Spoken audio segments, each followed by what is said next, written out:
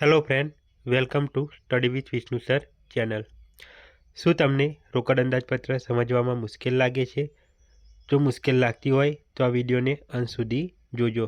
આ વિડીયોમાં આપણે રોકડ અંદાજપત્રનો અર્થ, રોકડ અંદાજપત્રના ફાયદા તેમજ તેની મર્યાદાઓ અને રોકડ અંદાજપત્રનો નમૂનો સરળ રીતે સમજીશું. જો તમે કોમર્સના વિદ્યાર્થીઓ હોય તો આ ચેનલને સબસ્ક્રાઈબ કરવાનું ભૂલતા નહીં. તો ચાલો શરૂ કરીએ. સૌપ્રથમ આપણે જોઈશું રોકડ અંદાજપત્રનો અર્થ.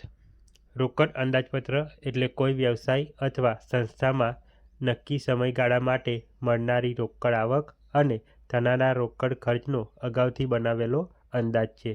સરળ શબ્દોમાં કહીએ તો ભવિષ્યમાં કેટલી રોકડ આવશે અને કેટલી રોકડ ખર્ચાશે તેનો પહેલાંથી બનાવેલી યોજનાપત્ર એટલે રોકડ અંદાજપત્ર.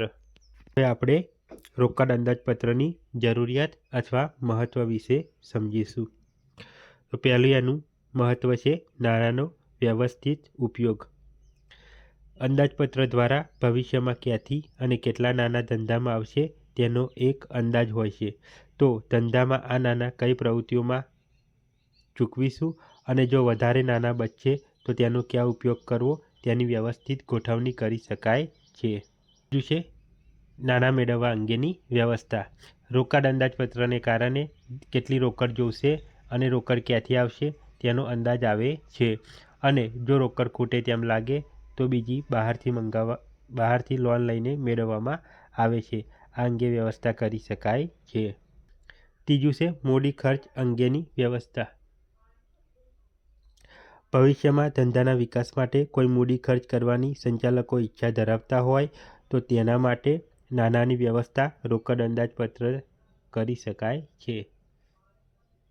ચોથું છે દેવાની સમયસર ચૂકવણી.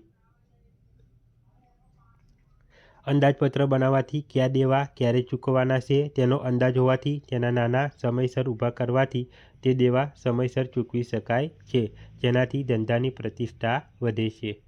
પાંચમું છે સંકલન માટે ઉપયોગી. રોકડ અંદાજપત્ર બધા જ અંદાજપત્રો વચ્ચે સંકલનનું કાર્ય કરે છે.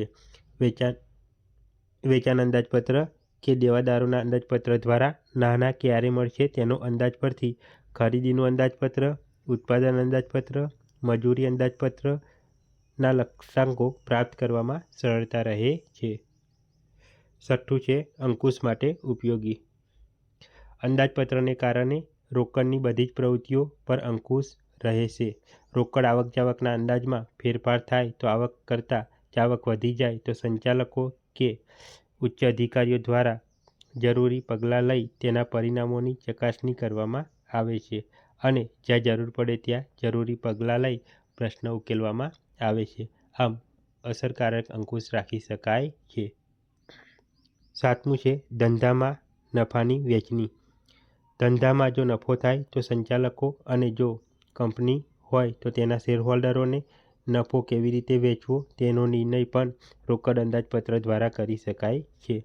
નાણાંની કાર્યશીલ મૂડીની જરૂરિયાત, ભવિષ્યમાં મૂડી ખર્ચની જરૂરિયાત, આકસ્મિક ખર્ચાઓ માટેની વ્યવસ્થા વગેરે મુદ્દાઓને ધ્યાનમાં રાખીને નફાની વહેંચણી કરવામાં આવે છે. અને આઠમું છે શાખ નીતિ માટે ઉપયોગી. જ્યારે માલનું ઉધાર વેચાણ કરવામાં આવે ત્યારે દેવાદારો પાસેથી રકમ મેળવવા શાખની મુદત કઈ રાખવી તેમજ જ્યારે ઉધાર ખરીદી કરવામાં આવે ત્યારે લેણદારો પાસેથી શાખની કેટલી મુદત લેવી વગેરેનો અંદાજ રોકડ અંદાજપત્રને આધારે કરી શકાય છે. આ હતા રોકડ અંદાજપત્રનું મહત્ત્વ અથવા તેના ફાયદા અથવા તેની જરૂરિયાત. હવે આપણે જોઈશું રોકડ અંદાજપત્રની મર્યાદાઓ. તો પહેલું છે અંદાજો નક્કી કરવા મુશ્કેલ. ધંધો કેટલીક અનિશ્ચિતતાઓ પર આધારિત હોય છે. ભવિષ્યમાં રોકડની આવક જાવક કેટલી રહેશે તેનો ચોક્કસ અંદાજ કાઢવો મુશ્કેલ છે.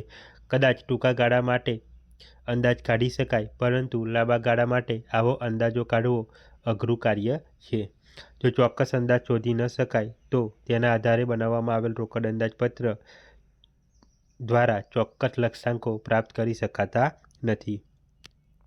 બીજું છે અમલ કરવામાં બેદરકારી. જો રોકડ અંદાજપત્ર તૈયાર કર્યા બાદ તેના ઉપર સતત ધ્યાન રાખીને અમલ કરવામાં આવે તો જ ધાર્યા પરિણામ પ્રાપ્ત કરી શકાય છે. પરંતુ જો અમલ કરવામાં બેદરકારી કે બેકાળજી રાખવામાં આવે તો સારા પરિણામો મેળવી શકાતા નથી. ત્રીજું છે ખર્ચાળ પદ્ધતિ છે. રોકડ અંદાજપત્ર બનાવવામાં અનુભવી તેમજ વિશિષ્ટ જ્ઞાન ધરાવતી વ્યક્તિઓ દ્વારા તૈયાર કરવામાં આવે છે, જેના માટે કેટલીક ગાણિતિક મોડેલ પણ તૈયાર કરવામાં આવે છે, જે કેટલીકવાર ધંધા માટે ખર્ચાળ સાબિત થાય છે. અને ચોથું છે પરિવર્તનશીલતાનો અભાવ. રોકડ અંદાજપત્ર સંજોગો મુજબ તેમાં ફેરફાર ન કરવામાં આવે અને જડતાપૂર્વક તેનો અમલ કરવામાં આવે તો કેટલાક અધિકારીઓ અને કર્મચારીઓ વચ્ચે તેમજ ઉચ્ચ અધિકારીઓ અને કર્મચારીઓ વચ્ચે અને ઉચ્ચ અધિકારી અને તેના નાના અધિકારીઓ વચ્ચે તેમજ દેવાદારો, લેણદારો, બેંક વગેરે વચ્ચે ઘર્ષણ ઊભું થાય છે. આમ સમય અનુસાર તેમાં પરિવર્તનશીલ કરવું જરૂરી છે. પરિવર્તન કરવામાં ન આવે અને જડતાપૂર્વક તેનો ઉપયોગ કરવામાં આવે તો ધાર્યા પરિણામ મેળવી શકાતા નથી. હવે આપણે રોકડ અંદાજપત્રનો નમૂનો જોઈશું. અહીંયા જાન્યુઆરી 2026થી માર્ચ 2026 સુધીના 3 માસનો રોકડ અંદાજપત્રનો નમૂનો આપેલ છે. તો વિગત, ત્યારબાદ જાન્યુઆરી, ફેબ્રુઆરી અને માર્ચ. સૌપ્રથમ શરૂઆતની બાકી લખાશે. ત્યારબાદ તેમાં રોકડ આવકો જેવી કે પહેલું રોકડ વેચાણ, બીજું ઉધાર વેચાણની મળેલ રકમ, ત્રીજું લેણી હુંડીના મળેલ, ચોથું કાયમી મિલકતોના વેચાણની ઉપજ, પાંચમું રોકડ વેચાણની ઉપજ, છઠ્ઠું વ્યાજ અને ડિવિડન્ડની આવક, સાતમું નવા શેર કે ડિબેન્ચર બહાર પાડતા મળેલ રકમ, આઠમું બેંક, નાણાકીય સંસ્થાઓ કે અન્ય પાસેથી લીધેલ લોન અને નવમું આ સિવાયની રોકડ આવકો. આવકોનો કુલ સરવાળો કરવાનો અને કુલ આવકો એ દર્શાવવાની. ત્યારબાદ જાવકો, તેમાં પહેલું રોકડ ખરીદી, બીજું ઉધાર ખરીદીની ચૂકવણી, ત્રીજું મજૂરી અને પગારની ચૂકવણી, ચોથું મહેસૂલી ખર્ચાની ચૂકવણી, પાંચમું જાહેરાત ખર્ચની ચૂકવણી, છઠ્ઠું મિલકતો કે રોકાણની ખરીદી, સાતમું લોનની ચૂકવણી, આઠમું ડિબેન્ચર પરતની રકમ, નવમું આવકવેરાની ચૂકવણી અને આ સિવાય અન્ય જાવકો દર્શાવવાની.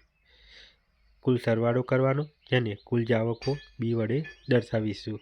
હવે આકર રોકડ શિલ્લક બરાબર A - B, એટલે કે કુલ આવકો માઇનસ કુલ જાવકો. આઈ હોપ કે આ વિડીયો તમને પસંદ આવ્યો હશે. જો વિડીયો તમને પસંદ આવ્યો હોય તો વિડીયોને લાઇક કરજો, તમારા ફ્રેન્ડ સુધી શેર કરજો અને તમારા મનમાં કોઈ પ્રશ્ન હોય તો કમેન્ટ કરજો અને સ્ટડી વિથ વિષ્ણુ સર ચેનલને સબસ્ક્રાઈબ કરજો. મળીશું આવા જ વિડીયો સાથે.